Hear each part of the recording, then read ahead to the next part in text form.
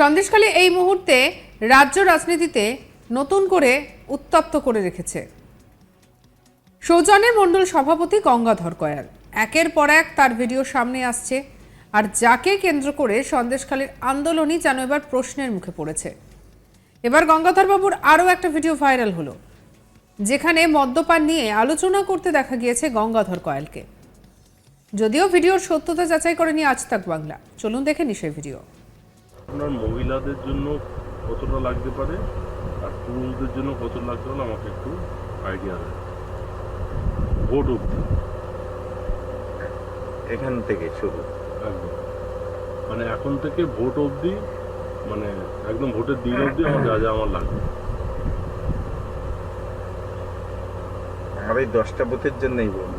না না না, পুরো টোটাল আপনার মণ্ডল, মণ্ডল। আপনার মণ্ডল, আপনার দায়িত্ব।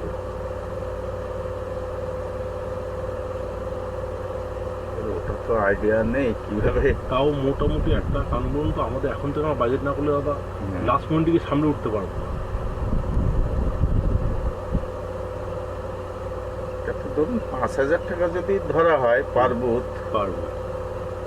তার মানে আমার আপনার হচ্ছে 50টা ভোট, 50টা 5 5 25 2.5 লাখ টাকা বেরিয়ে যায়।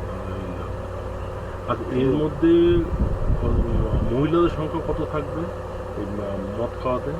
মহিলাদের সংখ্যা ধরুন প্রায় 30% মহিলা, 70% পুরুষ।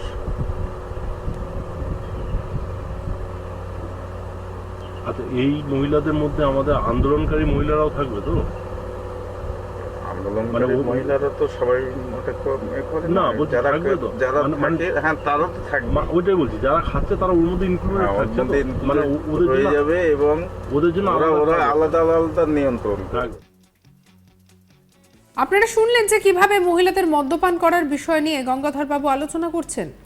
আগে আন্দোলনকারী মহিলাদের 2000 টাকা করে দিয়ে ফেক রিপোর্টের কথা সামনে এসেছিল, আর এবার মদ্যপানকে কেন্দ্র করে হুলস্থুল কাণ্ড।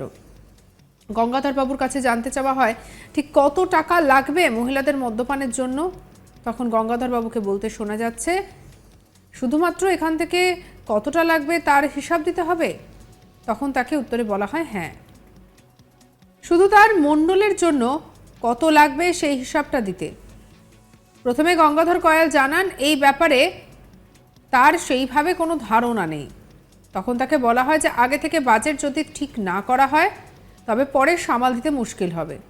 তখন তিনি বলেন যে পার বুথ 5,000 টাকা করে ধরলে মোট রয়েছে 50টা বুথ, সেক্ষেত্রে প্রায় 2.5 লক্ষ টাকা দিতে হবে। তখনই তাকে প্রশ্ন করা হয় যে এদের মধ্যে মহিলাদের সংখ্যা কত থাকবে। প্রথমে একটু কিন্তু করলেও তিনি জানান যে সেক্ষেত্রে 30% মহিলা এবং 70% পুরুষের সংখ্যা থাকবে। এরপর আসে সেই মোক্ষম প্রশ্ন, আন্দোলনকারী মহিলারাও কি সেই তালিকাতে থাকবে? সেখানেও গঙ্গাধর কয়াল কিন্তু করে উত্তর দেন হ্যাঁ, তারাও থাকবে। আর এখানেই প্রশ্ন উঠছে এই আন্দোলনের সত্যতা নিয়ে। এই ভিডিও নতুন করে গঙ্গাধর বাবুকে যে বিপাকে ফেললো তার বলার অপেক্ষা রাখে না, যদিও ভিডিওর সত্যতা যাচাই করেনি আজ তাক বাংলা।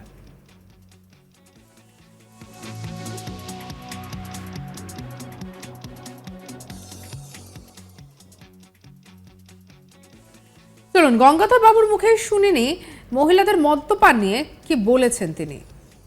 আপনার মহিলাদের জন্য কতটা লাগতে পারে আর পুরুষদের জন্য কত লাগতে পারে আমাকে একটু আইডিয়া দেয়। ভোট অবধি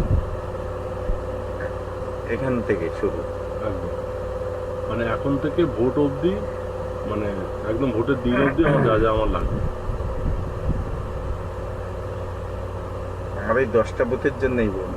না না না, পুরো টোটাল আপনার মণ্ডল, মণ্ডল। আপনার মণ্ডল, আপনার দায়িত্ব।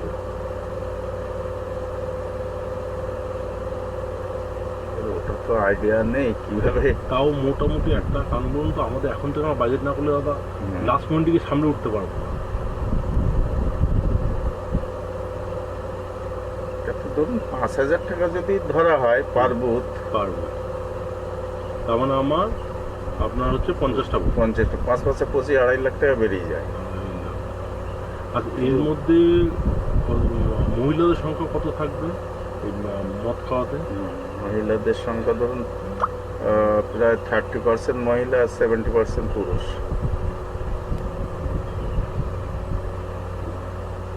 আচ্ছা, এই মহিলাদের মধ্যে আমাদের আন্দোলনকারী মহিলারাও থাকবে তো?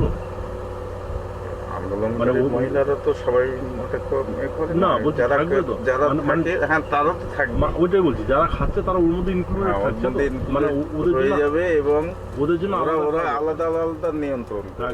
আপনার মহিলা যদিও এর আগেও গঙ্গাধর কয়ালের বেশ কয়েকটা ভিডিও সামনে এসেছে, আর তাতে করে তার বক্তব্য ছিল ভিডিও নাকি একেবারেই ফেক, তার মুখের উপর মাস্টার এডিট করা হয়েছে।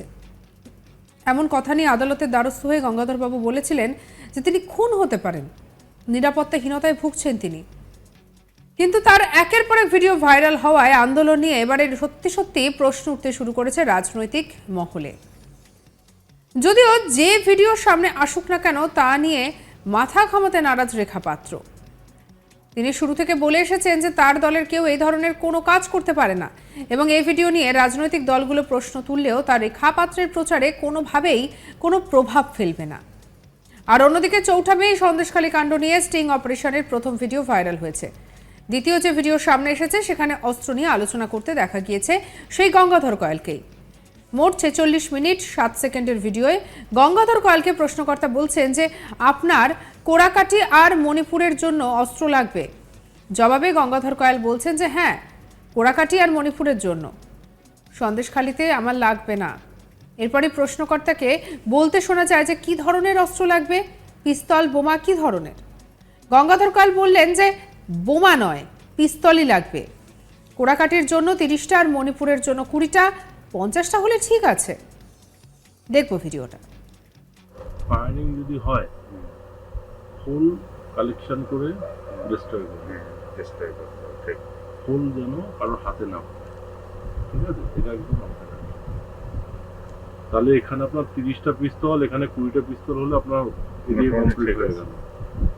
আর আপনার মোটামুটি 1 লাখ টাকা ফান্ড হলে আপনি এখন চালিয়ে নিতে পারেন।